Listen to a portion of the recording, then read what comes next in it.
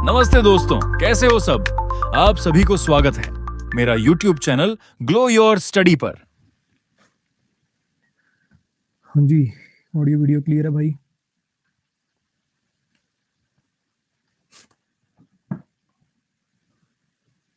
चलो जी, शुरू करते हैं अपनी आज की क्लास। ये अनअकैडमी प्लस के कुछ फीचर्स हैं भाई। अब आप सब्जेक्ट वाइज भी प्रैक्टिस कर सकते हैं। प्रीवियस ईयर क्वेश्चन हैं, टेस्ट सीरीज है, रेज हैंड फीचर है।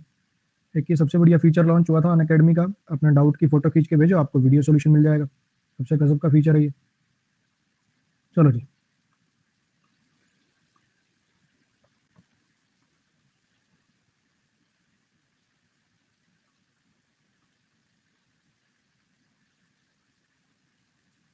क्लास शुरू करने से पहले जो बच्चे नए हैं उनको बता देते हैं, क्योंकि कई बार बच्चे जब अनअकैडमी पर नए आते हैं उनको समझ में नहीं आता कौन सा बैच चलाऊं, कहाँ से क्या देखूं।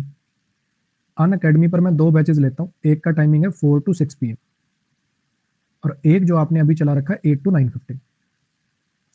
ये 2 बैचेस हैं जी मेरे। एक का टाइमिंग है 4 to 6 PM और एक का टाइमिंग है 8 to 9:15।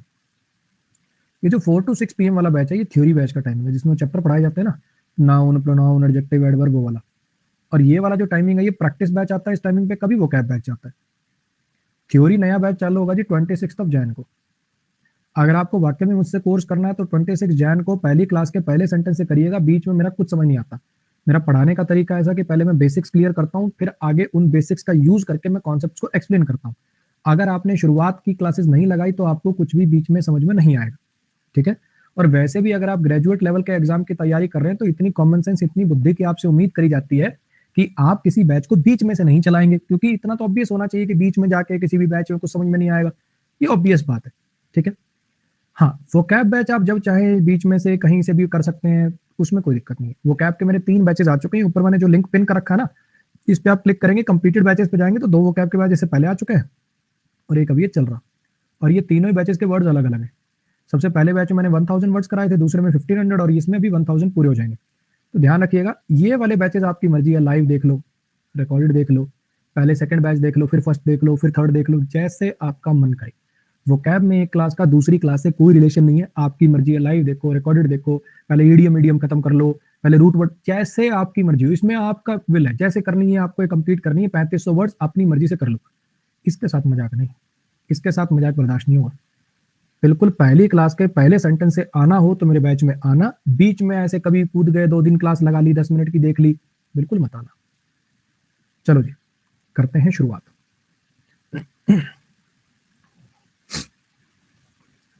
रीजनिंग के लिए गौरव सुमित गोयल सर से पढ़ सकते हो। जीएस के लिए बच्चे टॉप 20 में से टीचर छांट के उनसे देख लो। वरुण अवस्थी सर हैं, अंकित अवस्थी सर हैं, जितेंद्र सर हैं, क्रांति मैम है ना। कंटेंट सबका ही अच्छा है, जिसका आपको समझ में आए आप उनसे पढ़ सकते हैं। कंटेंट में किसी के भी में कोई कमी नहीं है। आइए जरा,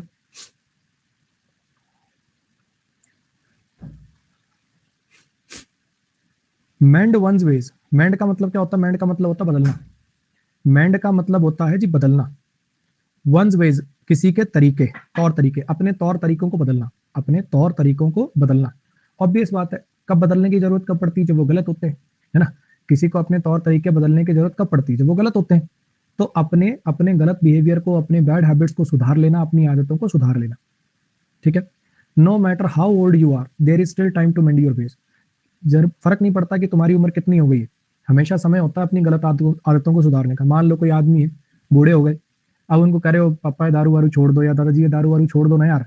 अरे बेटा अब कहाँ छुट्टी दारू, उम्र हो गई बेटा, अब तो सारी उम्र पी है, अब नहीं छुट पाएगी। तो दादाजी को ये बात समझा रहे हो तुम कि कितने भी तुम बूढ़े हो जाओ, हमेशा सही समय होता है, हमेशा समय होता है अपनी आदतों को सुधारने का। After I got yet another fight at school, the headmaster told me that I had to mend my ways or I will be expelled. जब मेरी एक और लड़ाई होगी स्कूल में तो हेडमास्टर ने मुझे समझाया कि भैया या तो मैं अपने तरीके बदल लूं, या तो मैं अपने आप को सुधार लूं, या फिर मुझे स्कूल से निकाल दिया जाएगा। इस पे आइए जरा। No if no but only जट। नो इफ नो बट का मतलब क्या होता है? कोई एक्सक्यूज नहीं, कोई डाउट नहीं, कोई कॉम्प्रोमाइज नहीं, ठीक है। जब आप कहते हो अरे यार इसमें कोई इफ एंड बट का सवाल ही नहीं भैया, ये चीज तो जैसी है वैसी रहेगी, ये चीज तो जैसी है वैसी ही रहेगी। अब ये अब फालतू पंगे ले रहा है ना, ये अपने पापा के साथ मजाक करने की सोच रहा है, तेरे समझ नहीं आ रही एक बार में। पापा ने की इसकी मरम्मत, पापा के सामने कोई इफ बट नहीं चलता भैया। पापा के सामने कोई इफ बट ना चला करता, धुनाई होती बढ़िया वाली। We are definitely going to lose our jobs after the merger, no if no buts about it. हमारी पक्की बात है, हमारी नौकरी चली जाएगी इस मर्जर के बाद, इसमें कोई इफ बट नहीं है, मतलब इसमें कोई संदेह नहीं है, इसमें कोई शंका नहीं। I don't care how but you make sure you are at your son's party tomorrow, no if no but.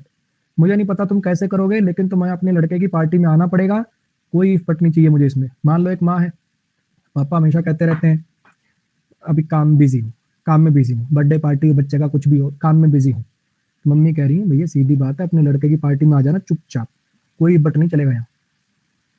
इस पर आइए जरा।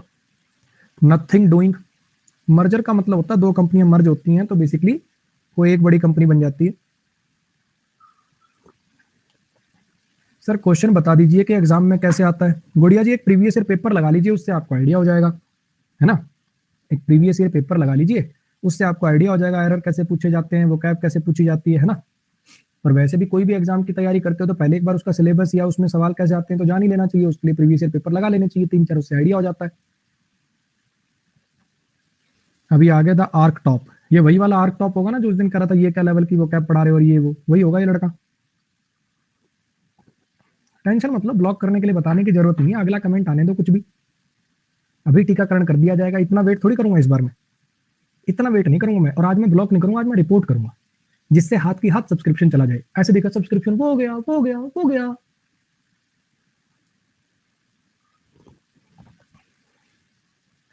Nothing doing, not a chance. Basically जब कुछ हो ना हो, कोई प्रोग्रेस ना हो रही, नथिंग डूइंग या नथिंग गोइंग ऑन का मतलब है बेसिकली, जैसे नथिंग डूइंग फॉर एग्जाम्पल आप किसी से पूछ रहे हो, इस एग्जाम्पल से आपको बढ़िया समझ में आएगा, देखना जरा। We asked if she had come over and help us, we asked if she would come over and help us but she said nothing doing. कहने का मतलब कोई चांस ही नहीं है इस काम के होने का।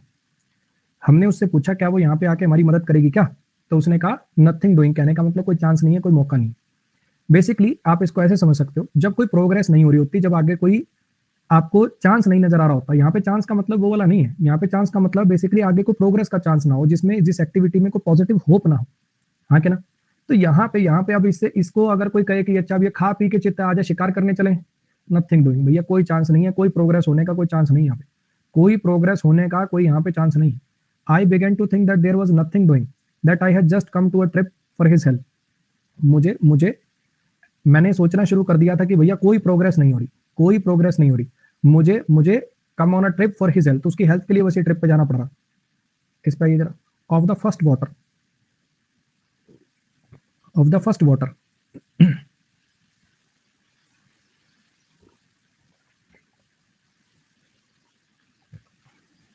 कोई बात नहीं गुड़िया जी, सॉरी बोलने वाली कोई बात नहीं है, मैंने बता दिया ना आपको, जैसे बताया वैसे कर लीजिएगा। ऑफ द फर्स्ट वाटर, ये सुना आपने, first class, second class, third class, ये चीजें सुनी है। ये फर्स्ट ग्रेड की चीज है, ये सेकंड ग्रेड की चीज है, ये थर्ड ग्रेड की चीज है। आप कोई भी चीज लेने जाते हो, जैसे टाइल्स वगैरह लेने जाते हो तो बोलते हैं ना ये फर्स्ट क्वालिटी की है, ये सेकंड क्वालिटी की है, ऐसे करके। तो यहाँ पे वाटर का बेसिकली मतलब है ग्रेड। जो डायमंड की जो ग्रेड्स होती है ना, डायमंड की जो ग्रेड्स होती है उनको वाटर बोला जाता है। वो जो वाटर होता है, वाटर का एक तो मतलब पानी होता है, डायमंड की जो ग्रेड होती है ना उनको बोला जाता है first water, second water, third water. Diamond की जो ग्रेड होती है उसको बोला जाता है वाटर, डायमंड की ग्रेड को बोला जाता है वाटर। तो अगर कोई डायमंड फर्स्ट वाटर का है, अगर कोई डायमंड फर्स्ट वाटर का है तो इसका मतलब वो बेस्ट क्वालिटी का है, वो टॉप क्वालिटी का है। वहां से इस चीज का ओरिजिनेशन हुआ है। She is a lady of first water, dignified, well spoken, with her unimpeachable integrity. भैया वो जो औरत है वो फर्स्ट ग्रेड की है, मतलब बेस्ट क्वालिटी की है, डिग्निफाइड है, वेल स्पोकन है, और इंटेग्रिटी उसकी ऐसी है जिसको तोड़ा नहीं जा सकता। The restaurant is renowned for serving the quality of serving the food of first water. ये जो रेस्टोरेंट है इसकी इज्जत है कि ये फर्स्ट वाटर का फूड सर्व करता है, मतलब बेस्ट क्वालिटी का फूड सर्व करता है। डिग्निफाइड मतलब जिसकी इज्जत हो, बच्चे डिग्निटी हो जिसकी। जया जी पूछ रही है आपका गला कैसा है। गले की बैंड बजी पड़ी है जी, इसीलिए ना अदरक और काली मिर्च का पानी है वो साथ साथ पी रहा हूँ ताकि आपका गुजारा कर सकूं। कोई तरस खाने की जरूरत नहीं है, कोई तरस खाने की जरूरत नहीं है। बहुत पैसा ठूसता है अकेडमी, सही बता रहा हूँ, क्या करें, करना पड़ता है, पैसा बाबू भैया, समझ रहे हो। आइए, on a wing and a prayer, on a wing and a prayer.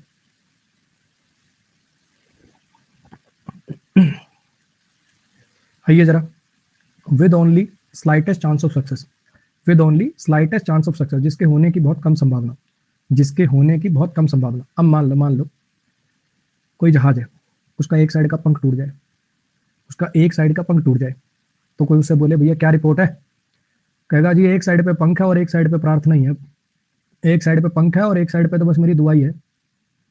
यानी बड़ी मुसीबत में होना, बड़ी डिफिकल्ट सिचुएशन में होना, जहां पे सक्सेस की बहुत कम होप है। अब इसके सही लैंड होने की होप जो है वो बड़ी कम है। एक साइड पे पंख है ही नहीं, एक साइड पे पंख है, दूसरी साइड का इंजन फेल हो गया, हाँ कि ना। हालांकि वैसे प्लेन में 2 इंजन होते हैं, एक इंजन से भी चल जाता काम, लैंडिंग वैंडिंग तो हो ही जाती, लेकिन फिर भी अगर पंख ही उड़ जाए दूसरी साइड का, प्लेन का विंग ही खत्म हो जाए, फिर तो दिक्कत है। With hardly any funding and staff of 6, they were operating on a wing and a prayer. ना के बराबर ही फंडिंग है और भैया 6 ही लोगों का स्टाफ है। सही में देखा जाए तो विंग और प्लेयर पे काम कर रहे हैं, मतलब बड़ी कम होप के साथ काम कर रहे हैं, उनका सक्सेस होने की चांसेस बड़े कम है। I didn't have time to edit my term paper, so I just submitted it on a wing and paper. मेरे पास टाइम नहीं था एडिट करने का अपने टर्म पेपर को, इसलिए मैंने उसको सबमिट कर दिया विंग एंड पेपर पे, मतलब बहुत कम होप के साथ, उसमें सक्सेस पाने की बहुत कम होप है। On tenter hooks, on tenter hooks, रोज का कहना है आप बहुत हार्ड वर्क करते हो इसलिए आप डिजर्व करते हो। मैं तुम्हें सच बताऊं एक बात, थ्योरी बैच पढ़ाने में मुझे बिल्कुल जोर नहीं आता। क्यों? वो सारे सेंटेंसेस, वो सारे कॉन्सेप्ट मैंने एन नंबर ऑफ टाइम पढ़ रखे और पढ़ा रखे। प्रैक्टिस बैच में भी कोई जोर नहीं आता, सेंटेंस है ये, इसमें एरर है करा दो, इसमें जोर लगता है भैया। वो कैब बैच आता, सच बता रहा हूँ मेरी जिंदगी झंड हो जाती, सच बता रहा हूँ मैं तुम्हें। रोज के 3-3 घंटे अलग से लगने लग जाते हैं, फोटो ढूंढना, ये नेमोनिक्स ढूंढना, ये ओरिजिन ढूंढना, ये वो, सही बता रहा हूँ बड़े वो कैब बैच के अंदर बहुत मेहनत लगती है भाई।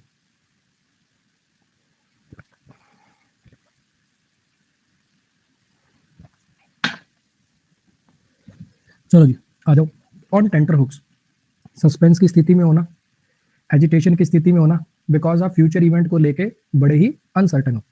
बेसिकली परेशानी की स्थिति में होना, जिसमें आप बड़े अनसर्टन होते हो, जिसमें आप बड़े वरिड सी स्टेट में होना, बड़ी डिफिकल्टी की स्टेज में होना।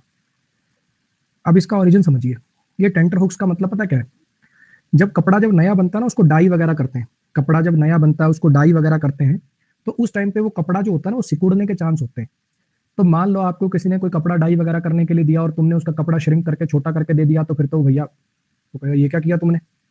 तो ये जो डाई करने वाले ये जो होते हैं ना, ये बेसिकली पहले के जमाने में क्या करते थे, ऐसे 2 वुडन के ऐसे प्लैंक्स होते थे, इनमें ऐसे हुक्स होते थे, कपड़े की ना किनारे उस हुक में फंसा देते थे दोनों साइडों पे, कि ये जो कपड़ा है जब इस तब तक इसका कलर नहीं सूखता या जो चीजें नहीं सूखती, तो तब तक ये बेसिकली सिकुड़े ना, श्रिंक ना हो।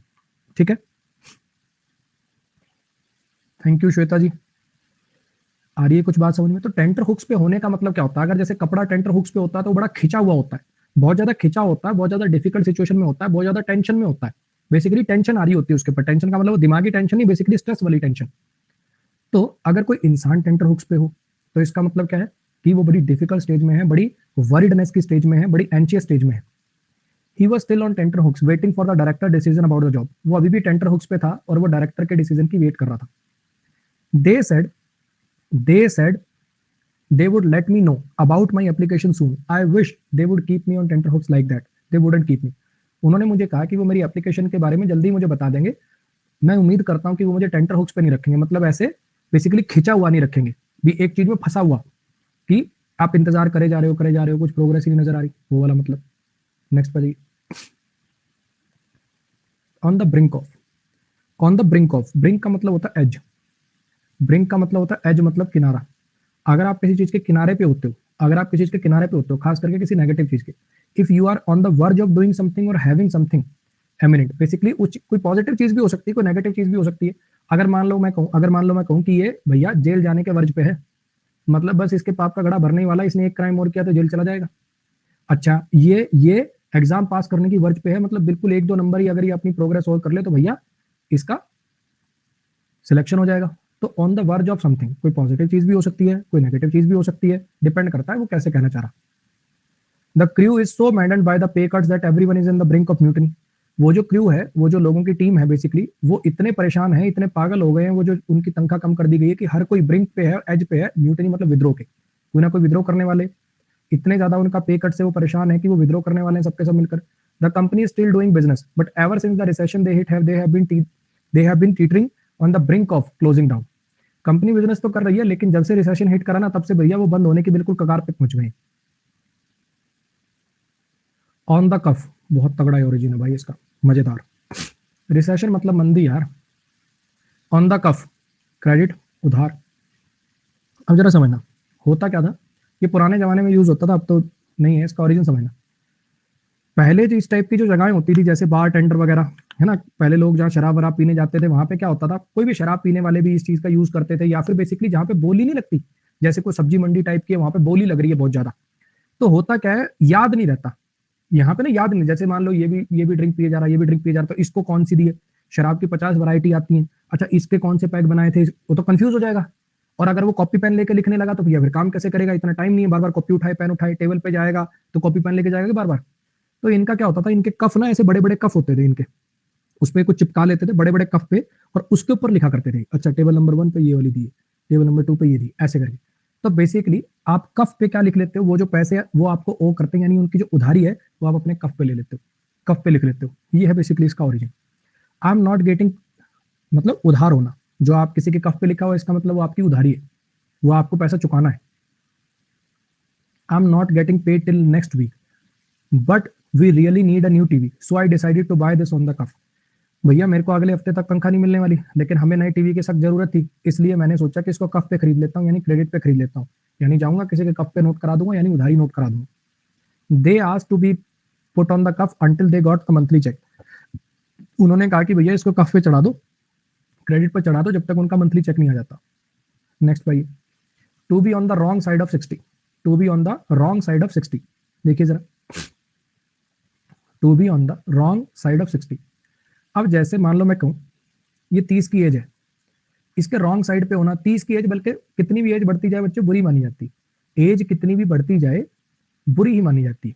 तो if you are on wrong side of, वैसे तो 60 के लिए ही है ये, क्योंकि 60 के बाद जो परेशानी है वो बढ़ने लग जाती है, आदमी दूसरों पर क्या हो जाता है, डिपेंडेंट हो जाता है, उसको जाने में, नॉर्मल इवन फ्रेश होने में, खाना खाने में भी दिक्कत आने लग जाती है। तो 60 के गलत साइड पे होना, 60 की एज के गलत साइड पे होना, इसका मतलब 60 के पार होना, मोर देन 60 ईयर्स की एज हो जाना। You are still in vigorous health although you are on the wrong side of 60। तुम्हारी अभी भी हेल्थ बहुत बढ़िया, हालांकि तुम रॉन्ग साइड ऑफ द 60 हो, मतलब 60 से ऊपर हो चुकी है तुम्हारी as. why is she dressing like a teenager when she is clearly on the wrong side of 60? तो टीनेजर की तरह से क्यों कपड़े पहन रही है, क्योंकि साफ साफ दिख रहा है कि वो 60 साल से ऊपर की हो चुकी है। जैसे एक वो है ना बधाइयों वाली एक्ट्रेस नीना गुप्ता, है ना, आपने देखा होगा उनका ड्रेसिंग सेंस, तो भैया पूरी कॉलेज गर्ल बनी फिरती है।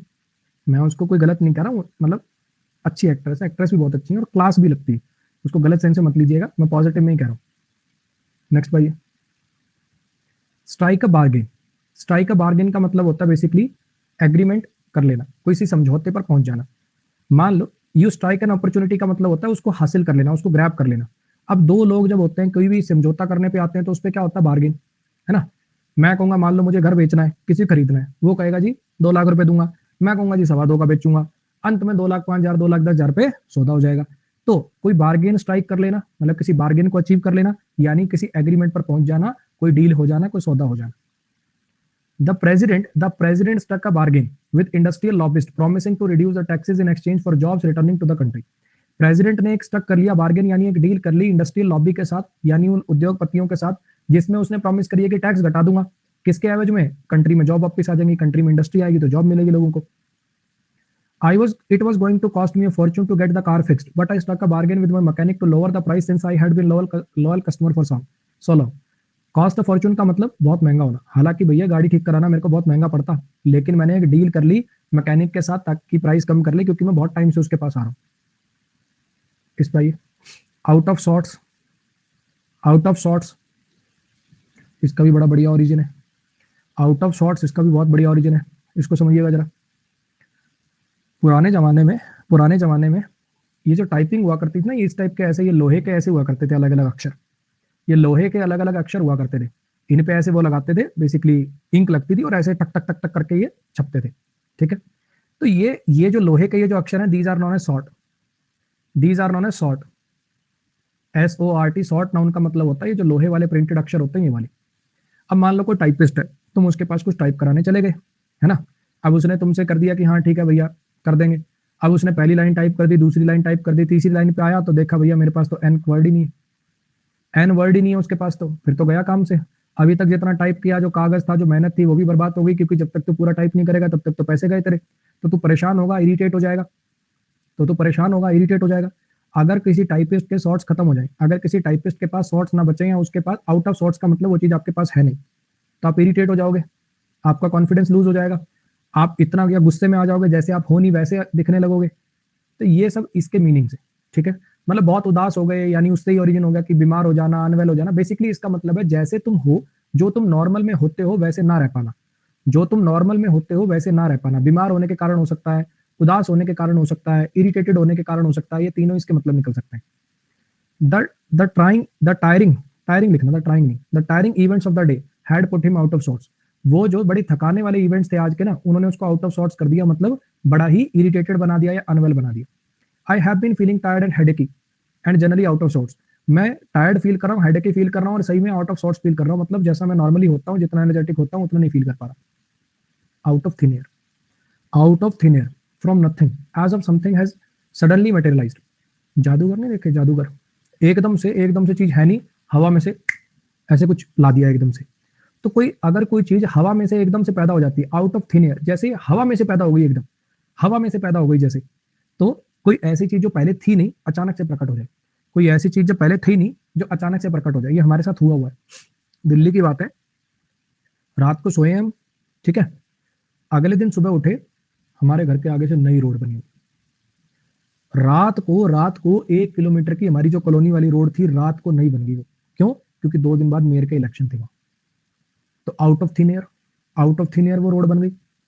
You need to work hard, opportunities don't just come out of thin air. तुम्हें मेहनत करनी पड़ेगी, opportunities out of thin air नहीं आती, मतलब अचानक से एकदम प्रकट नहीं होती। For his final trick the magician pulled a bouquet of flowers out of thin air. Final magic trick को दिखाने के लिए, फाइनल मैजिक ट्रिक में उसने क्या किया, मैजिशियन ने एकदम बुके ऑफ फ्लावर्स बना के दिखा दिया आउट ऑफ थिन एयर। इसमें over egg the pudding, over egg the pudding. अब ये पुडिंग क्या होता है, एक टाइप का केक से टाइप का होता है, ठीक है, गिलगिला सा केक होता है ये, उतना मतलब अपने को नहीं लगता टेस्टी खाने में, लेकिन फॉरेन में लोग खूब खाते हैं। गीला गीला सा ना, ऐसे लसलसा सा केक होता है बेसिकली। तो मान लो कि आपको पुडिंग बनानी है, केक बनाना है, ठीक है।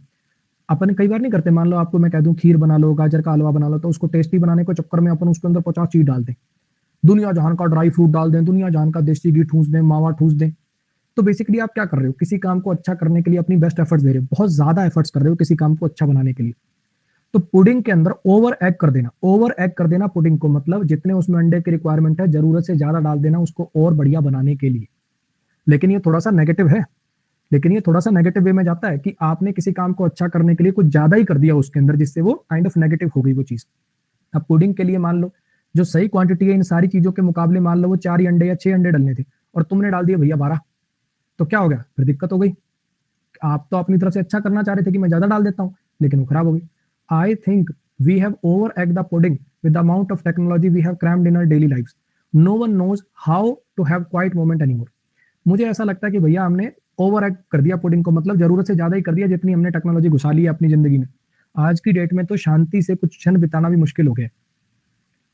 The latest budget over eggs pudding yet again. ये जो अभी जो लेटेस्ट बजट आया है, ये देखा जाए तो ये ओवर एग्स है, ओवर एग करना है पुडिंग को। कैसे? Spreading the resources across too many sectors without enough funds to actually fix any of them. आपने रिसोर्सेज को स्प्रेड कर दिया अलग अलग सेक्टर्स में, और फंड्स आपके पास है नहीं उनमें से एक को भी ठीक करने के लिए। अब जैसे वो थी ना अपनी बुलेट ट्रेन थी, बुलेट ट्रेन का प्रोजेक्ट नहीं था अपना, वो ओवर एग करना ही तो हुआ पुडिंग को। वो किसी चीज को ज्यादा ही अच्छा दिखाने के लिए आपने उसके अंदर कर रहे हो। अपनी ट्रेनों में 2-2 डिब्बे तो बढ़ाए ना जा रहे, वहां लोग लटक लटक के जा रहे हैं, कोई गर्दन तोड़ा रहा है, कभी कुछ हो रहा है, कभी कुछ हो रहा है। जनरल बोगी का हाल देखा है कभी? उसको ठीक कर लो ना, बुलेट ट्रेन बनाने चल पड़े दिखावे के लिए बिना मतलब। इस पे आइए जरा, पेल इनटू इनसिग्निफिकेंस, पेल इनटू इनसिग्निफिकेंस। समझना जरा, अगर कुछ चीज पीली पड़, आपने ये हिंदी में सुना धुंधला पड़ जाना, धुंधला पड़ जाना, हिंदी में एक इडियम सुना है क्या, धुंधला पड़ जाना। बेसिकली अगर अगर मान लो कि भैया उसकी जो परफॉर्मेंस है ना वो धुंधली पड़ गई, उसकी जो परफॉर्मेंस है फीकी पड़ गई या धुंधली पड़ गई, ये इडियम सुने आपने हिंदी में? आपने हिंदी में सुना होगा फीका पड़ जाना या धुंधला पड़ जाना, ये कुछ वैसा ही है। अब मान लो किसी चीज की इंपॉर्टेंस, किसी चीज की बेसिकली जो उसकी वैल्यू है, उसका महत्व है, अगर वो कम हो जाए तो पेल इनटू इनसिग्निफिकेंस, मतलब जैसे पेल मतलब पीला कह सकते हो, धुंधला कह सकते हो, फीका हो सकता है। पहले मान लो कलर था, अक्सर आपने देखा होगा कोई भी आप कलर कराते हो, दीवार पे कलर कराते हो, किसी भी चीज पे कलर कराते हो, कुछ दिन बाद वो पीला सा पड़ जाता है। बेसिकली धुंधला पड़ जाना, किसी चीज की वैल्यू की, किसी चीज की इंपॉर्टेंस जो है वो कम हो जाना, खास करके किसी दूसरी चीज की कंपैरिजन में। अब जैसे इन दोनों एप्पल का अगर मैं कंपैरिजन करूं तो ये जो पीला पड़ गया, धुंधला पड़ गया, इसकी वैल्यू खत्म हो गई। हर कोई जो भी उठाएगा वो इसको उठाएगा, है ना। तो किसी चीज के कंपैरिजन में धुंधला पड़ जाना, पीला पड़ जाना, यानी उसकी इंपॉर्टेंस, उसकी सिग्निफिकेंस कम हो जाना। The horrible tension and violence that used to grip the city have started to pale into insignificance as we continue this period of peace and prosperity. वो जो बड़ी डरावनी टेंशन और वायलेंस थी जिसने जकड़ रखा था इस सिटी को, वो अब पेल इनटू इनसिग्निफिकेंस होने लग गई है। कहने का मतलब वो ढलने लग गई, यानी सिटी में क्राइम और टेंशन कम होने लग गया है, क्योंकि मतलब जैसे ही हम कंटिन्यू कर रहे हैं इस period of peace and prosperity को। I have found a bit of success with my work, but it pales into insignificance compared to the works of the writer who inspired me. मुझे थोड़ी मोटी success मिलने लगी अपने काम में, लेकिन अगर मैं कंपेयर करूं इसको उन राइटर से जिनसे मुझे इंस्पिरेशन मिलती है, तो भैया इसका कोई खास वैल्यू है नहीं। वैसे इस पर जरा पिक टू पीसेस बढ़िया ओरिजिन है इसका, मजेदार ईडीएम है। देखो, मान लो आपने किसी को कोई चीज बनाने के लिए दी, इसका बेसिकली मतलब होता है छोटी छोटी चीजों में नुक्स निकालना, छोटी छोटी चीजों में नुक्स निकालना, फाइंड फॉल्ट्स विद समथिंग। अब मान लो किसी को आपने कोई चीज बनाने के लिए दी, पूरी चीज तो बढ़िया लग रही है, लेकिन आपको सामने वाले में गलतियां निकालनी है, तो फिर आप छोटी छोटी चीजों में गलतियां निकालोगे। अब जैसे मैंने किसी को दीवार बनाने को दे दी, अब पूरी दीवार एकदम सीधी बनी हुई है, बढ़िया बनी हुई है, सब कुछ बना हुआ है, हाँ क्या ना। लेकिन फिर मान लो मुझे नुक्स निकालना, तो फिर मैं क्या कहूँ, ये वाली जो ईंट है ना, ये सही से नहीं लग रही भाई। आ रही बात समझ में? तो पिक टू पीसेस मतलब वो जो उस चीज के जो छोटे छोटे पीस हैं उनको पिक करना, मतलब उनमें नुक्स निकालना। Every time I show my brother one of my stories, he picks it to pieces without saying anything that he liked about it. जब भी मैं अपने भाई को कोई कहानियां सुनाता हूँ ना, तो वो उसके अंदर कमियां निकालना शुरू कर देता है, एक शब्द नहीं कहता जो उसको पसंद आया, छोटी छोटी चीजों में कमियां निकालता रहता है हमेशा। Critics picked him to pieces for his performance, but the fans of franchisee seem to love it. वो जो critics थे उन्होंने उसके पिक हिम टू पीसेस मतलब उसके छोटे छोटी चीजों में कमियां निकाली बहुत ज्यादा उसके परफॉर्मेंसेस में, लेकिन फैंस को वो उसकी जो परफॉर्मेंस थी बड़ी पसंद आई। इस पर जरा पिन मनी एक छोटा अमाउंट ऑफ मनी होता है जो किसी खास चीज के लिए आपने बचा के रखा होता है, कोई एसेंशियल चीज के लिए आपने बचा के रखा होता है। जैसे आप कमेंट को पिन कर देते हो, जैसे मैंने कमेंट ऊपर पिन कर रखा, तो इसका मतलब क्या है, मैं कहना चाहता हूँ इंपॉर्टेंट कमेंट है, जरूरी कमेंट है, हाँ क्या ना। अगर आप किसी मनी को पिन करके रख देते हो, तो इसका मतलब क्या, आपने किसी खास काम के लिए उसको सेव करके रख दिया। आ रही बात समझ में? एवरीवन नोज कुछ गलत तो नहीं पढ़ा रहा यार मैं इसको, इन एसेंशियल्स लिखा हुआ यार, एक बार मेरे को चेक करने दो यार इसको, कहीं मैं तुम्हें कुछ गलती याद करा दूं। अभी सॉरी बोल के दूसरा करना ज्यादा इजी रहेगा, कहीं मैंने इसको गलती से गलत पढ़ लिया हो।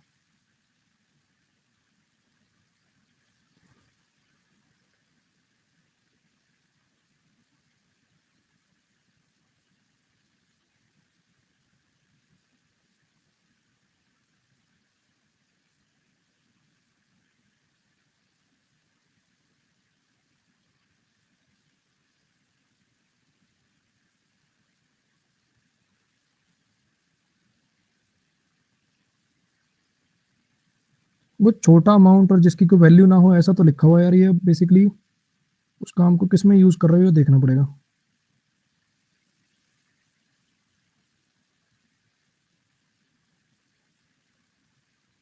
छोटा अमाउंट ट्रिवियल अमाउंट तो आ रहा है इसमें।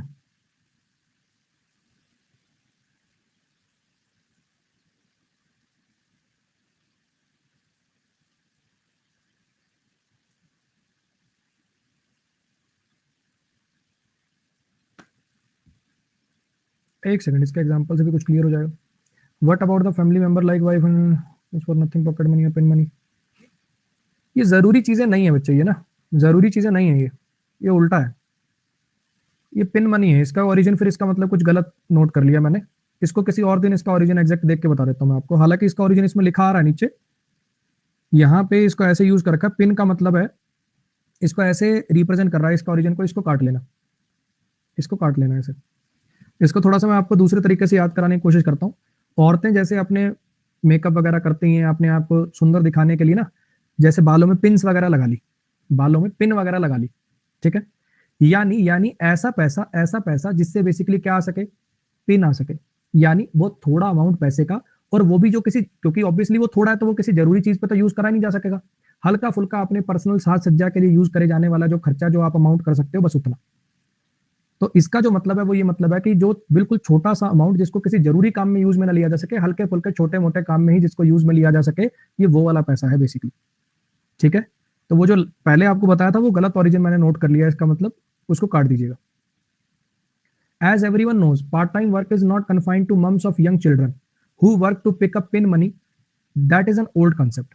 हर कोई ये जानता है कि पार्ट टाइम वर्क जो है आज की डेट में वो सिर्फ उन मम्स के लिए वैलिड नहीं रहा, बच्चों के जो छोटे बच्चे होते हैं ऐसे बच्चों की मम्मियों तक वो बात नहीं रही। पार्ट टाइम वर्क जो है आज की डेट में बहुत अच्छा पैसा भी दे देता है। ये कहना चाह रहा है कि पहले के जमाने में जैसे जो बेसिकली जिनके छोटे बच्चे होते थे वो औरतें कुछ पार्ट टाइम काम किया करती जिससे उनको बहुत थोड़ा सा अमाउंट मिलता था, वो वाला अब जमाना चला गया। हर कोई जानता है कि आज की डेट में वो वाली बात अब नहीं रही, ठीक है। ये ओल्ड कॉन्सेप्ट हो गया है, यानी पार्ट टाइम से भी अच्छा खासा पैसा कमाया जा सकता है। What about the family member like wife children helping out in family business for nothing और पॉकेट मनी और पिन मनी? उनका क्या सिस्टम है भैया? जो घर में जो घर वाले मेंबर जो है वो काम करवाते हैं दुकान पे या फैमिली बिजनेस में, उनको कुछ नहीं मिलता या फिर थोड़ी मोटी पॉकेट मनी छोड़ के दे दी जाती है, उनको भी कुछ बढ़िया मिलना चाहिए। चलो जी नेक्स्ट पे जाइए। Plain sailing, plain sailing, sail क्या होता है? सेल, ये शिप जो होती है ना, इसके ऊपर ये जो कपड़ा लगाया जाता है इसको बोलते हैं सेल। जब तूफान वगैरह आता है तो ये बहुत ज्यादा इसको डायरेक्शन ऐसी करनी पड़ती है इस सेल वगैरह की, कभी इसको फोल्ड करना पड़ेगा, कभी टेढ़ा करना पड़ेगा, या डायरेक्शन को चेंज करने के लिए बार बार इसको चेंज करना पड़ेगा। जैसे जैसे विंड की डायरेक्शन चेंज होगी इसको आपको ऐसे चेंज करना पड़ेगा। मान लो आपको ए पॉइंट से बी पॉइंट पर जाना है, ठीक है। हवा अभी तो आपको सही डायरेक्शन में चल रही है, इधर चल रही है, थोड़ी देर बाद हवा इधर चलने लग जाएगी तो वापस आ जाओगे क्या?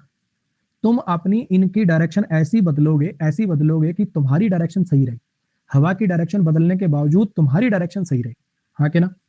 तो अगर मान लो कि हवा इतनी बढ़िया रहे कि आपको सेल को बदलना ही ना पड़े, बिल्कुल जैसी प्लेन सेल आप लेके गए थे बिल्कुल वैसी की वैसी में आप वहां पे पहुंच जाओ, तो बड़ी इजी सिचुएशन, कोई समस्या नहीं आए, कोई परेशानी नहीं आए। प्लेन सेलिंग जिसके अंदर आपको सेल का डायरेक्शन तक चेंज नहीं करना पड़ा, बिना किसी समस्या के अगर कोई काम हो जाए, that will be called plain sailing. We have got about 13 hours of road trip ahead of us, but it looks like plain sailing for most of it. 13 घंटे का रोड ट्रिप बचा है आगे, लेकिन प्लेन सेलिंग ही लग रहा, मतलब कोई ज्यादा दिक्कत आएगी नहीं, बड़ा बढ़िया हाईवे वगैरह बना हुआ है तो कोई दिक्कत ही नहीं है।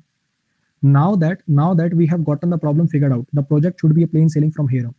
अब ये जो प्रॉब्लम तो सॉर्ट आउट हो गई है, यहाँ से आगे का जो अपना प्रोजेक्ट है जरूर वो प्लेन सेल रहेगा, अपने लिए बड़ा इजी टास्क रहेगा। पुल नो पंचेस, पुल नो पंचेस का मतलब है टू एक्ट विदाउट रिस्ट्रेन और लिमिटेशन। पुल का मतलब होता है खींचना, पुल का मतलब होता है खींचना, अपने मुक्के वापस ले लेना। जैसे मान लो अपन किसी को मारने वाले होते हैं, एक एग्जांपल से समझना, मान लो किसी को आप मारने वाले हो, ऐसे करके फिर वापस कर लेते हो ना, ऐसे, मतलब अपने मुक्के वापस मत खींचना, ठोके देना, अपने मुक्के वापस मत खींचना मतलब ठोके देना।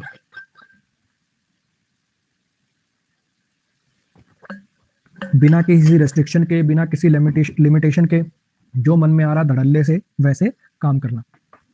Everyone around here is so afraid to be honest with me because I am the boss, but I need you to pull no punches. What exactly do you think is wrong with the company? हर कोई यहाँ से ना, हर कोई जितने लोग हैं यहाँ पे वो कुछ ज्यादा ही मेरे साथ ना, मतलब ऑनेस्ट होने से, मुझे सच सच बताने में बड़ा डरते हैं क्योंकि मैं यहाँ पे बॉस हूँ। तो मैं चाहता हूँ कि तुम कोई पंचेस पुल मत करो, यानी जो तुम्हारे मन में है साफ साफ कह दो, मुझे साफ साफ बता दो कि इस कंपनी के साथ दिक्कत क्या है, क्या परेशानी है। Her image is that of an investigative reporter who doesn't pull any punches. उसकी इमेज ऐसी है कि वो एक ऐसी इन्वेस्टिगेटिव रिपोर्टर है जो पुल नहीं करती पंचेस को, यानी जैसा उसका मन करता है बिना रेस्ट्रेन के, बिना लिमिटेशन के काम करती है। Put up the shutters, put up the shutters.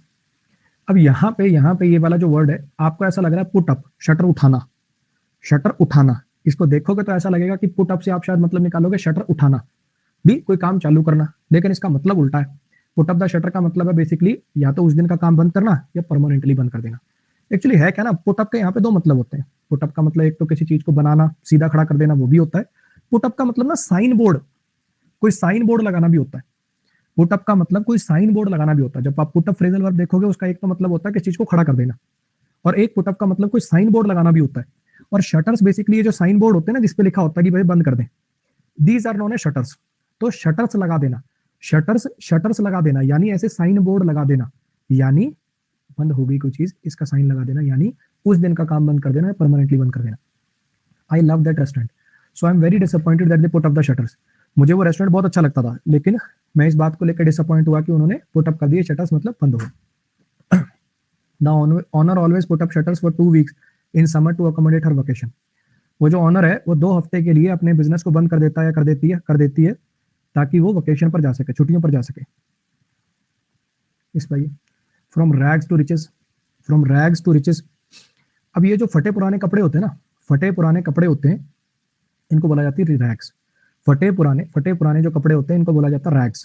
पहले जो रैग्स में था वो रिच बन गया, रैग से रिच बन गया, यानी गरीब से अमीर हो जाना। Use to describe a person from a state of extreme poverty to one of great wealth. अगर कोई बंदा बहुत एक्सट्रीम गरीबी से बड़ा अमीर बन जाता है तो फिर बोलेंगे उसके लिए कि वो कहाँ पहुंच गया, रैग्स टू रिचेस पहुंच गया वो। रोनाल्डो के लिए है ना, खूब लगाया जा सकता है ये। After her book became international phenomenon, the former waitress went from rags to riches. वो जो वेट्रेस थी, मान लो इसने नॉवल भी लिखा, कोई किताब वगैरह लिखी, उसकी इंटरनेशनल लेवल पे भैया बढ़िया बिक गई किताब, तो वो रैग्स टू रिचेस बन गई। The film is a rags to riches story of a beggar who goes on to find fame fortune in his amazing singing voice। ये जो फिल्म है ये रैग्स टू रिचेस की स्टोरी है, मतलब गरीब से बड़े अमीर बन जाने की स्टोरी है, जो कि एक भिखारी की स्टोरी है जो फेम पाने के लिए, फॉर्चून पाने के लिए जाता है अपनी अमेजिंग वॉइस के साथ। रानू मंडल है ना, रैग्स टू रिचेस एक बार के लिए तो हो ही गई थी अमीर, फिर उनके लिए 9 days वंडर इडियम यूज होगा, 4 दिन की चांदनी। Reap the whirlwind, reap the whirlwind। एक तुमने कहावत सुनी होगी, as you sow so shall you reap, as you sow so shall you reap. जैसा बोओगे वैसा काटोगे, हाँ कि ना, जैसा बोओगे वैसा काटोगे। ये इडियम सुन रखा है, इसका भी वही मतलब है।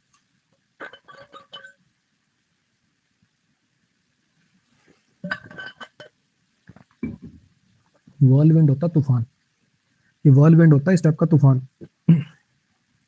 सफर serious consequences as a result of one's action. जैसे आपके काम थे उनका सीरियस कॉन्सिक्वेंस भुगतना, जैसे आपके काम थे। रीप मतलब होता काटना, सो मतलब होता उगाना, रीप मतलब होता काटना, मतलब भुगतना। जब आप व्हर्लविंड भुगतते हो मतलब तूफान भुगतते हो, व्हर्लविंड भुगतना मतलब तूफान भुगतना, यानी कोई बुरी सिचुएशन को भुगतना, अक्सर आपके खुद के कामों के लिए। अगर रीप मतलब होता काटना, मतलब सफर करना। एज यू सो, जैसा तुम उगाओगे वैसा काटोगे, तो रीप मतलब होता काटना यानी भुगतना। किस चीज को भुगत रहा है ये इस तूफान को भुगत रहा है। तो अगर तुम गलत काम करोगे तो तुम्हें तूफान भुगतना पड़ेगा, मतलब तुम्हें भी बुरी सिचुएशन फेस करनी पड़ेगी। If you don't do your homework now you will reap the whirlwind when you have to take your final exam. अगर तुम अपना होमवर्क कभी नहीं करोगे तो तुम्हें व्हर्लविंड को भुगतना पड़ेगा, मतलब तूफान भुगतना पड़ेगा तुम्हारे फाइनल एग्जाम में। We are reaping the whirlwind from our parents, from parents who grew up in the 60s and who themselves were encouraged to question everything. हम रीप कर रहे हैं व्हर्लविंड को, मतलब परिणाम भुगत रहे हैं हमारे पेरेंट्स से, जो कि 60 साल की उम्र में बड़े हुए हैं, और हु देमसेल्फ वर एनकरेज, और उन्हें एनकरेज किया गया था, भी पूछो जो पूछना है। अब वो सारी बातें पूछने लग गए, बेटा ये इंस्टा आईडी क्या होती है ना, बेटा एक बार तेरा ये व्हाट्सएप दिखाइयो। नेक्स्ट बात ये रेड हेरिंग मस्त ओरिजिन है भाई, इसको भी बढ़िया वाला। आज के तुमने देखे होंगे ओरिजिन बड़े बढ़िया हैं, काफी ईडियम्स के ना अच्छे ओरिजिन है, वैसे जनरली अपन कर नहीं पाते। कई ईडियम होते हैं देखो देखते ही सीधे याद हो जाते हैं, कई ईडियम के लिए तो ओरिजिन कुछ पढ़ने की जरूरत नहीं। जैसे फॉर एग्जांपल अपना आज का जैसे पहला ईडियम था ये वाला, मेंड वंस वेज। मेंड मतलब बदलना, अपने तरीकों को बदलना, अपने आचरण को बदलना, इसके लिए कोई ओरिजिन की जरूरत नहीं है। लेकिन कुछ ऐसे होते हैं वो थोड़े टेढ़े होते हैं यार। अब जैसे अपन इसकी बात करें रेड हेरिंग, इसको पढ़ने से कुछ नहीं पता चलेगा, इसको पढ़ने से कुछ भी नहीं पता चलेगा। देखना जरा होता क्या था, मान लो शिकारी कुत्ते हैं, मान लीजिए कि शिकारी कुत्ते हैं। अब आप उनसे कुछ काम कराना चाह रहे हो, आप उनको सुंघाना कुछ चाह रहे हो कि भैया तू इस चीज का पीछा कर, और वो पीछा करने लग जाए किसी और ही स्मेल का, कहीं और ही भाग गए पागलों की तरह, तो दिक्कत है। तो क्या किया जाता था, ऐसे कुत्तों को जो पालतू कुत्ते हैं, शिकारी कुत्ते हैं, कहीं वो गलत चीज का पीछा ना करें, मान लो खरगोश के पीछे भागने लग गए, मेनली खरगोशों के लिए यूज होता है। जो बड़े शिकारी कुत्ते होते थे उनको खरगोशों के पीछे भागने से रोकने के लिए एक मछली होती है रेड हेरिंग। डिक्शनरी में मतलब गूगल पे आप टाइप करेंगे लाल रंग की मछली आएगी, इसमें स्मेल होती है बहुत ज्यादा तेज, इसकी जो स्मेल है बहुत ज्यादा तेज होती है, यानी कुत्ते इसको बड़ी आसानी से पहचान लेते, बड़ी आसानी से सूंघ लेते हैं। तो इनको ये रेड हेरिंग सुंघा देते थे कि वो उस तरफ ना भागे। आ रही बात समझ में? तो अब जैसे मान लो इसका मालिक करवाना चाह रहा है इससे कुछ काम, इसका मालिक करवाना चाह रहा है इससे कुछ काम, करना था इसको कुछ काम, और ये रेड हेरिंग को सूंघ रहा भैया। आजकल इस ईडीएम का जो मतलब होता है बेसिकली, होता क्या है कि करना था मेन काम और रेड हेरिंग सूंघा दी, यानी कुछ गलती साइड पे मोड़ दिया। बात करनी है विकास की, बात करनी है भैया डेवलपमेंट की, और पपलू पकड़ा दो आपको हिंदी मुस्लिम का, है ना। तो ये क्या हो गई, रेड हेरिंग हो गई। जो मेन मुद्दे का टॉपिक है उसकी बात ना करके, मेन प्रॉब्लम को डील ना करके आपको एक पपलू पकड़ा दिया जाए, तो वो क्या है, वो रेड हेरिंग हो गया। Police investigated many clues but they were all red Hering's. Police ने इन्वेस्टिगेट करे बहुत सारे क्लूज, लेकिन वो सब रेड हेरिंग निकले, मतलब वो सही मुद्दे पर जहां पे टॉपिक जा रहा है वहां के नहीं निकले वो। The book is fast paced, exciting and full of red Hering's. आज मैंने एक चीज नोटिस करी बाय चांस ना, आज मेरे को प्रीपोजिशन चैप्टर के अंदर वो सेंटेंस पढ़ा रहा था कि 10 मैचेस खेले जाएंगे इंडिया, पाकिस्तान, श्रीलंका और इसके बीच में। याद है जब ये साउथ में इलेक्शन होने वाले थे, है ना, ये साउथ में जब इलेक्शन होने वाले थे तो श्रीलंकन, तमिल, ये कितनी न्यूज आ रही थी, कुछ याद आ रहा? बिल्कुल ऐसे होगा तो श्रीलंका भी अटैक करने को हो रहा कहीं, याद आ रहा तुम्हें? जब उस साइड उधर इलेक्शन होने वाले थे तो एकदम ऐसा माहौल बन गया था कि पता नहीं क्या श्रीलंका ही डेवलप हो, श्रीलंका ही कहीं अटैक ना कर दे कलम पे। अब पिछले 3-4 साल से सुना कोई, मतलब कहीं कोई श्रीलंका का कोई नाम, कोई न्यूज कहीं सुनी हो, कहीं श्रीलंका लिखा भी देखा हो किसी न्यूज़पेपर में? समझ रहे हो ना मैं कहना क्या चाह रहा हूं? तो ये सब रेड हेरिंग होती है, ये सब रेड हेरिंग होती है भैया। तो the book is fast pace, exciting and full of red herrings. ये जो बुक है ये फास्ट पेस्ड है, एक्साइटिंग है और रेड हेरिंग्स है, मतलब कोई ऐसी चीज जो जल्दी जल्दी जल्दी जल्दी अलग अलग टॉपिक को डील करती है। किस पे जरा, rises with the lark, rises with the lark, ये भी बहुत बढ़िया आइडिया है, ये भी बहुत बढ़िया आइडिया है। जैसे अपने लिए अगर मैं कहूं भी भैया वो मुर्गे के साथ उठता है, अरे वो तो मुर्गे के साथ उठता है, तो इस इडियम का मतलब क्या निकलेगा? हाँ जी, वो तो मुर्गे के साथ उठता है, इस इडियम का मतलब क्या निकलेगा? बहुत जल्दी उठता है, बहुत अर्ली अर्ली मॉर्निंग उठता है, सूरज के उगते ही मुर्गा बांग देता है, सुना होगा आपने, हाँ क्या ना। तो ये लाख नाम का भी एक पक्षी है, लाख नाम का भी एक पक्षी है, ये भी जो बेसिकली उड़ान भरता है वो बिल्कुल अर्ली मॉर्निंग भरता है। इसका भी उड़ने का जो पैटर्न है बेसिकली सूरज उगने से पहले उड़ान भरता है। अगर कोई पर्सन लाख के साथ उठता है, अगर कोई पर्सन लाख के साथ उठता है, बेसिकली बर्ड है, एल आके लाख की बेसिकली एक बर्ड है, बहुत जल्दी उठना। I always loved camping, risking the lakh, sorry rising with the lark, cooking breakfast over an open fire, exploring the great outdoors. मुझे हमेशा से कैंपिंग पसंद है, लार्क के साथ उठना मतलब सुबह जल्दी उठना, ब्रेकफास्ट बनाना ओपन फायर के ऊपर और आउटडोर्स को एक्सप्लोर करना, ये वंडरफुल होते हैं सही में। He usually goes to bed very early and rises with the lark, वो अक्सर जल्दी सो जाता है और राइज करता है लार्क के साथ, मतलब सुबह उठता भी जल्दी। रब समबडी द रॉन्ग वे, रब समबडी द रॉन्ग वे। अब मान लो ये कुत्ता है, अगर प्यार से सहलाते, सही तरीके से रब करते तो ये ठीक होता। तुमने इसको कोई अलग ही तरीके से यहाँ से ऐसे मतलब गलत तरीके से रब कर दिया, दांत देख रहे हो तुम, काम होने वाला है बस अभी। किसी को इरिटेट कर देना, किसी को गुस्सा दिला देना, किसी को रिपेल कर देना, किसी को गलत तरीके से रब कर देना। जैसे कोई भी जानवर होता है आपने देखा होगा, प्यार से ऊपर से सहलाते हैं तो ठीक लगता है, अब गलत जगह टच कर देते हो, गलत तरीके से उसको रब कर देते हो तो भैया वो इरिटेट हो जाता है। The way she smiles all the time really rubs me wrong way, it seems so fake. वो जो तरीका ना, हमेशा ही वो हंसती रहती है, सारा दिन ही हंसती रहती है भैया, ये मुझे बहुत इरिटेट करता है, इतना फेक लगता है कि पूछो मत। she is always talking about, she is always talking about how these commercial rub him he is always talking about how these commercial rub him the wrong way but I think they are cute। वो हमेशा कहता है कि ये जो ads हैं, ये जो कमर्शियल हैं, ये उसे रब करते हैं रॉन्ग वे, मतलब उसे इरिटेट करते हैं, लेकिन मुझे तो वो क्यूट लगते हैं।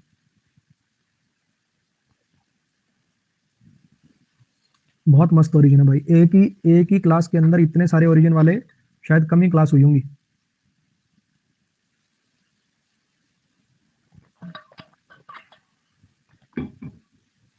मान लो दो जनों की लड़ाई चल रही है, बॉक्सिंग चल रही है, जैसे मोहम्मद अली का मैच है, ठीक है। अब ये बंदा गिर गया, मोहम्मद अली गिर गया, एक मुक्का और अगर ये ढंका जचा दे तो नॉकआउट हो जाएगा, एक मुक्का अगर ये ढंका और जचा दे तो नॉकआउट हो जाएगा, है ना।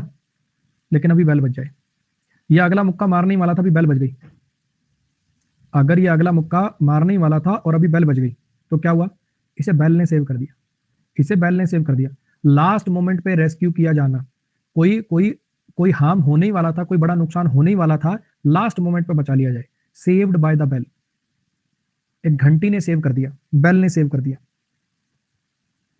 The accused was saved by the bell, otherwise the जज would have pronounced the sentence today itself. वो जो एक्यूज था उसे तो बिल्कुल बेल ने बचा लिया, मान लो कोर्ट के आज के टाइम की घंटी बज गई, है ना, वरना जज आज ही डिसीजन सुना देता। I was saved by the bell, otherwise my father was about to uncover what I had done, and there is no way I could have even explained the situation to him। मेरे को तो भैया बैल ने बचा लिया, मेरे को तो बिल्कुल बैल ने बचा लिया।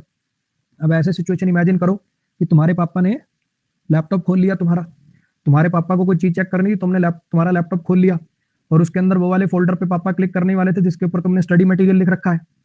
बाय चांस उसी टाइम पे बाहर घंटी बज गई, बाय चांस बाहर जो है बेल बज गई, तो तुम्हें सही में घंटी ने बचा लिया, नहीं तो हो जाता तुम्हारा आज ही बाबू सोना बढ़िया वाला।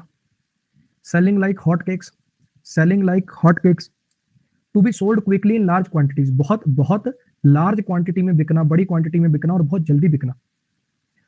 गर्मा गर्म, जैसे ये था फॉरेन के ओरिजिन है, अपने लिए है सेल लाइक हॉट समोसा, अपने लिए है सेल लाइक हॉट समोसा। गर्मा गर्म समोसे जलेबी निकलते हैं, क्या कटाकट बिकते हैं। जैसे अपने लिए जो समोसे बिकते हैं ना, अंग्रेजों के वहां समोसा वमोसा तो है नहीं, उनके हॉट केक बिकते हैं उतनी तेजी से। तो उसी से एडीएम बन गया, अगर कोई चीज if something is sold like, if something is selling like hot cakes, तो इसका मतलब बड़ी तेज बिक रही है ना, बड़ी तेज और बहुत भारी मात्रा में बिक रही। The 2K model cars by BMW sold like hot cakes and it was hard to produce them by company to fulfill the demands। ये जो 2K मॉडल कार्स थी BMW की, हॉट केक्स की तरह बिकी और कंपनी के लिए डिमांड को फुलफिल करना मुश्किल हो पा रहा था। जैसे आईफोन बिकता ना हॉट केक की तरह, जैसे ही आता लोग लाइन लगा लेते हैं, मिलता तक नहीं। The new game is apparently selling like hot cakes, ये जो नई गेम है भैया ये हॉट केक की तरह बिक रही है। इस पे आ जाइए जरा। Set one's face against, set one's face against, resist with determination, किसी चीज का सामना करना पूरी इच्छा से, पूरी डिटर्मिनेशन से, पूरी इच्छा से, पूरी डिटर्मिनेशन के किसी के साथ सामना करना। अब मान लो आपकी किसी से लड़ाई हो जाए, आपकी किसी से लड़ाई हो जाए तो आप क्या करोगे, थोड़ा मुंह फेरने की कोशिश करोगे, बचने की कोशिश करोगे। अगर आप मुंह भी अपना सामने कर दो कि कर ले जो करना है, मैं तो नहीं हटूंगा, तो आप किसी चीज को रजिस्ट करते हो पूरे डिटर्मिनेशन के साथ, पीछे नहीं हटते हो कि तुझे मुंह फोड़ना है ना तो भी फोड़ दे लेकिन मैं पीछे नहीं हटूंगा, ये वाला। तो my parents set their faces against my marrying her, me marrying her नहीं, माई मैरिंग हर। मेरे जो पेरेंट्स हैं उन्होंने अपने फेस को सेट कर लिया अगेंस्ट, मेरी जो उससे शादी करनी थी, मेरा उससे जो शादी करना था उसके अगेंस्ट उन्होंने फेस को सेट कर लिया, इसलिए हम भाग गए। The CEO has promised to set his face against my any pay cut or job losses following the disaster third quarter performance. CEO ने प्रॉमिस किया कि वो इसके खिलाफ, वो पे कट या इसके खिलाफ रहेगा हमेशा, मतलब कंपनी की सपोर्ट नहीं करेगा। सीईओ ने वादा किया है कि वो इसके खिलाफ रहेगा, कोई पे कट नहीं करेगा, कोई जॉब लॉसेस नहीं करेगा। शो व्हाइट फ्लैग, ये तो सुना होगा, सफेद झंडे दिखा देना, सफेद झंडे दिखाना यानी सरेंडर कर देना, सफेद झंडे दिखाना यानी सरेंडर कर देना, ये तो सबने सुन रखा होगा। ये तो after the prosecutors brought forward their newest evidence the defendant showed the white flag and agree to plea bargain. जब प्रोसिक्यूटर ने नया एविडेंस पेश किया तो डिफेंडेंट जो था उसने व्हाइट फ्लैग, उसने हार मान ली, उसने सरेंडर कर दिया और उसने बार्गेन मतलब प्ली जो है रिक्वेस्ट डालने से कुछ ना कुछ समझौता कर लेते हैं। इस पर ये जरा सिल्वर बुलेट, अरे भाई ये भी मस्त ओरिजिन है, ये भी मस्त ओरिजिन है।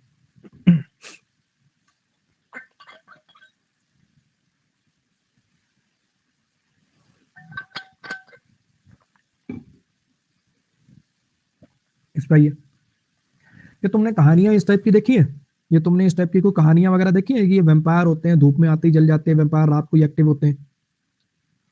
वैम्पायर की कहानियां सुनी होंगी, ऐसे वेयरवुल्फ्स की कहानियां सुनी होंगी, कुछ लोग होते हैं जो वुल्फ बन जाते हैं फुल मून नाइट को। वैम्पायर डायरी सीरियल आता था उसमें देखे होंगे, नहीं तो आजकल तो ये इंडियन नागिन टाइप के सीरियल वीरियल में भी तो इस टाइप के यूज कर रहे हैं कि ये भेड़िया बन जाता है पूरी चंद्रमा की रात को, तो उनको बोलते हैं बेसिकली वेयरवुल्फ्स, उनको बोलते हैं वेयरवुल्फ्स, है ना, भेड़िया उस टाइप के। तो ऐसा माना जाता था कि उनको ना चांदी की बुलेट से ही मारा जा सकता है। वेयरवुल्फ को अगर आपको मारना है तो आप चांदी की बुलेट से ही मार सकते हो, है ना। ऐसे आपने गेम ऑफ थ्रोन्स के अंदर व्हाइट वॉकर्स को मारने के लिए वलेरियन स्टील से बनी हुई जो चीजें थी उससे मारते थे, पता नहीं वो ग्लास ऐसा कुछ था ना, ग्लास वाली वो जो थी उससे मार, मतलब हर एक टाइप के राक्षस को मारने के लिए कोई खास चीज हुआ करती थी, हर एक मतलब कोई राक्षस को मारने के लिए कोई खास चीज हुआ करती थी, है ना। तो उसी से कुछ लेना देना है। ये सिल्वर बुलेट का यूज किया जाता था वेयरवुल्फ्स को मारने के लिए, किसी कॉम्प्लिकेटेड प्रॉब्लम का बड़ा ही आसान सा सॉल्यूशन, किसी कॉम्प्लिकेटेड प्रॉब्लम का बड़ा ही सीधा सरल और आसान सा solution. There was no silver bullet that could have prevented the atrocities, कोई सिल्वर बुलेट नहीं थी भैया, मतलब कोई आसान सॉल्यूशन था नहीं उन एट्रोसिटीज को टालने का। तो ये क्या थे, the loan ranger with the silver bullets, इसके पास सिल्वर बुलेट्स थी, वेयरवुल्फ्स को मारने का काम करता था ये। इस टाइप की स्टोरीज हैं काफी सारी। There is no silver bullet that will solve the homelessness crisis in the country, भैया कोई सिंपल सॉल्यूशन नहीं है कि भैया ये आसान सा सॉल्यूशन है सिल्वर बुलेट से मर जाएंगे वो, तो कोई आसान सॉल्यूशन नहीं है इस प्रॉब्लम का। नेक्स्ट भाई, smooth the ruffled feathers, smooth the ruffled feathers. अब रफल्ड का मतलब क्या होता है, मान लो आपने देखा होगा पक्षियों के पंख ना बहुत ज्यादा ऐसे उबड़ खाबड़ से हो गए, मान लो देखा होगा ना ऐसे पक्षी जैसे है ना बहुत ज्यादा उबड़ खाबड़ से उसके पंख हो गए, आपने हाथ फेर के उसको स्मूथ कर दिया। यहाँ पे उबड़ खाबड़ से मतलब है बेसिकली डिस्प्यूट होना। कोई अगर अगर कोई पक्षी है, मान लो वो गुस्से में है, अगर कोई पक्षी है वो गुस्से में है तो बहुत ज्यादा उड़ेगा इधर उधर करेगा, तो उसके जो पंख होंगे वो एकदम से उबड़ खाबड़ से हो जाएंगे, ये जो है व्हाइट व्हाइट है ना ऐसे ऐसे स्पाइक से बन जाएंगे इसमें कहीं कहीं कहीं कहीं। तो आप अगर किसी चीज को ऐसे उसके रफल्ड फेदर्स को स्मूथ कर देते हो, यानी आप किसी को शांत कर देते हो। किसी के रफल्ड फेदर्स को स्मूथ करना मतलब आप उसको शांत कर देते हो, आप उसको प्लेकेट कर देते हो, उसके गुस्से को ठंडा कर देते हो। The personal touch of their pesters smooth is many ruffled feathers, वो जो पर्सनल टच है ना उनके पेस्टर का वो स्मूथ कर देता है बहुत सारे रफल्ड फेदर को, मतलब बहुत ज्यादा गुस्से वाली जो सिचुएशन है, लड़ाई वाली जो सिचुएशन है उसको शांत कर देता है। Spend the afternoon spending ruffled feathers and trying to convince people to give talks another chance. अब मान लो दो है, इंडिया पाकिस्तानी है मान लो, है ना, तो बहुत ज्यादा बीच में लड़ाई हो रही, तो ये ऐसा कुछ कहना चाह रहा है कि पूरा मैंने दोपहर बिताई रफल्ड फेदर्स को शांत करने में, यानी पहले जो इश्यूज है उनको ठंडा करने में, उनको कम करने में, और दोनों पक्षों को कन्विंस करने की कोशिश करी कि भैया वार्तालाप कर लेते हैं। सॉर्ट आफ्टर, सॉर्ट का मतलब होता है बेसिकली ढूंढना। अगर कोई चीज सॉर्ट आफ्टर होती है तो बहुत ज्यादा डिमांड में होती है ना। अब ये रेमडेसिविर इंजेक्शन आपने सुना होगा, कोविड के टाइम पे कितना डिमांड में था, 200-200 रुपए का इंजेक्शन, 1200-1200 रुपए का इंजेक्शन 25-25 हजार में बिक रहे। At the age of 17 she is already one of the Hollywood most sought after actresses, 17 साल की एज में ही वो हॉलीवुड की सॉर्ट आफ्टर एक्ट्रेस है, मोस्ट सॉर्ट आफ्टर एक्ट्रेस है। Something that is sought after is in great demand usually because that is rare और of very good quality. अगर कोई चीज सॉर्ट आफ्टर होती है तो उसकी डिमांड बहुत ज्यादा होती है, अक्सर इसलिए क्योंकि वो चीज रेयर होती है तो उसकी क्वालिटी बहुत अच्छी होती है। Stand the ground, stand the ground मतलब अपनी बात पे अड़िग रहना, अपनी बात पे अड़िग रहना, पीछे ना हटना। अब ये जैसे इंडिया चाइना बॉर्डर की ये वाली टाप देखी होगी आपने, स्टैंड द ग्राउंड मतलब अपनी धरती से पीछे नहीं हटेंगे, अपने ग्राउंड को स्टैंड करना, अपनी जगह से पीछे ना हटना। आपने जो बात कह दी, आपने जो बात कह दी, लड़ाई के अंदर अपनी बात पे अड़िग रहना। You will be able to hold your ground and resist the enemy attack, तुम काबू कर लोगे अपने होल्ड मतलब तुम अपना ग्राउंड बनाए रखोगे और रजिस्ट कर लोगे एनिमी के अटैक को। The other team's offence was incredibly aggressive but our defence stood their ground, दूसरी टीम का जो ऑफेंस था वो इनक्रेडिबली अग्रेसिव था, फिर भी हमारी जो टीम है उसने अपना ग्राउंड बनाए रखा, मतलब अपनी बात से पीछे नहीं हटी। हार मानना लिख दिया क्या, हार ना मानना लिखना था यार, हार ना मानना, हार ना मानना भाई। आज के लास्ट क्लास पे आ जाइए, मतलब लास्ट ईडीएम पे आ जाइए आज के। स्टैंड ऑफिश, ये ओ डबल एफ ऑफ का मतलब पता है आपको, O double F off, O double F off separation, दूरी बनाए रखना। स्टैंड ऑफ, स्टैंड दूर, इससे याद करोगे। स्टैंड ऑफिश बड़ा distance, cold in manner, unfriendly जो ज्यादा किसी को भाव ना दे, बड़े अनफ्रेंडली मैनर से ट्रीट करना, दूसरों को दूर दूर ही रखना। ऐसे I have given an undertaking that as far as official cooperation is concerned, we will not be standoffish, but will be helpful, will be as helpful as we properly can be. मैंने official undertaking दी है कि भैया अगर official help की बात है तो हम स्टैंड ऑफिश नहीं होंगे, मतलब हम दूरी नहीं बनाए रखेंगे, प्रेम प्यार से आपके साथ काम करेंगे।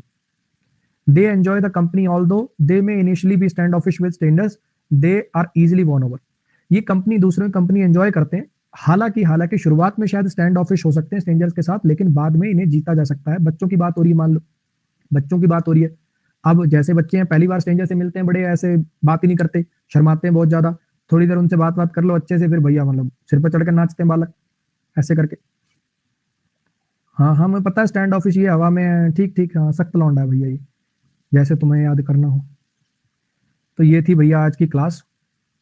अगर आपको इसके पीछे की मेहनत दिखी हो, आपको लगा हो कि एक एक क्लास बनाने में 3-3 4-4 घंटे लगाए जा रहे हैं ताकि आपका काम थोड़ा आसान कर दिया जाए, तो AVS10 मेरा कोड है, अपने दोस्तों को रेफर कर सकते हो जो अनअकैडमी पे नहीं है, और जो अनअकैडमी पे हैं उनको बता सकते हो कि भाई ऐसे वो कैब पढ़ाई जा रही है, एक बार देख के देख, एक ट्रायल दे। वो कैब के 3 बैचेज हैं, पहले में 1000 वर्ड कराए, दूसरे में 1500 वर्ड्स कराए, अब इसके अंदर भी 1000 करेंगे। फोटो से, नेमोनिक्स से, स्टोरी से वो कैब याद कराने की कोशिश करी जा रही है, उसको देखिए। अपनी जो अनअकैडमी पर रैंक थी वो 5 से अब 6 हो गई थी, कोशिश करिए इसको वापसी टॉप 5 में लेके आए, ठीक है। जो अनअकैडमी पे ऑलरेडी हो उनको भी शेयर कर दोगे, वॉच टाइम बढ़ेगा तो रैंक वापसी 5 पे आ जाएगी, ठीक। आज के लिए गुड नाइट, मिलते हैं अपनी नेक्स्ट क्लासेस के अंदर। अब थोड़ा रुक जाना, वीडियो अच्छी लगे तो लाइक शेयर और सब्सक्राइब करना मत भूलना, याद तो रहेगा ना। चलो चलते हैं, बाय।